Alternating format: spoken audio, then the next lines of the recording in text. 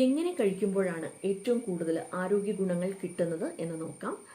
രാത്രി ഒരു ഗ്ലാസ് വെള്ളത്തിൽ 10 മുതൽ 15 ഉണക്കമുന്തിരി ഇട്ട് വെക്കുക. പിറ്റേ ദിവസം രാവിലെ കുതിർന്ന ഈ ഉണക്കമുന്തിരിയും വെള്ളവും കുടിക്കുക. ഇങ്ങനെ ചെയ്യുമ്പോഴാണ് നമ്മുടെ ശരീരത്തിലേക്ക് കൂടുതൽ ആരോഗ്യ ഗുണങ്ങൾ കിട്ടുന്നത്. അതുപോലെ തന്നെ നട്ട്സുകളുടെ ഒപ്പം കൂടെ കഴിക്കാം, ഓട്സിൽ ഇട്ട് കഴിക്കാവുന്നതാണ്. ഏത് സമയത്താണ് ഏറ്റവും നല്ലത് എന്ന് വെച്ചാൽ രാവിലെ വെറും വയറ്റിൽ ഈ കുതിർന്ന ഉണക്കമുന്തിരി കഴിക്കുമ്പോഴാണ് കൂടുതൽ ഗുണം കിട്ടുന്നത്. വൈകുന്നേരം സ്നാക്കായിട്ടും കഴിക്കാം. ഇനി രാത്രി കഴിക്കുമ്പോൾ അധികം കഴിക്കുന്നത് ഒഴിവാക്കുക. ചിലർക്ക് ദഹന പ്രശ്നങ്ങളും ഉണ്ടാകും. ഇനി എത്ര അളവിൽ കഴിക്കണം എന്ന് നോക്കാം. കുട്ടികളിലാണെങ്കിൽ 5 മുതൽ 10 ഉണക്കമുന്തിരി കഴിക്കുക.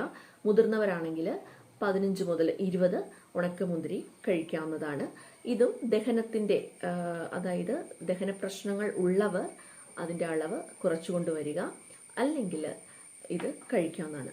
ഇനി ആർക്കൊക്കെ കഴിക്കാം എന്ന് വെച്ചാൽ കുട്ടികൾക്കും മുതിർന്നവർക്കും എല്ലാവർക്കും കഴിക്കാവുന്നതാണ്. രക്തക്കുറവുള്ളവർക്ക് കഴിക്കാം, മലബന്ധം പ്രശ്നമായിട്ടുള്ളവർക്ക് കഴിക്കാം, ഗർഭിണികൾക്കൊക്കെ മിതമായ അളവിൽ ഡോക്ടറുടെ നിർദ്ദേശപ്രകാരം കഴിക്കാവുന്നതാണ്.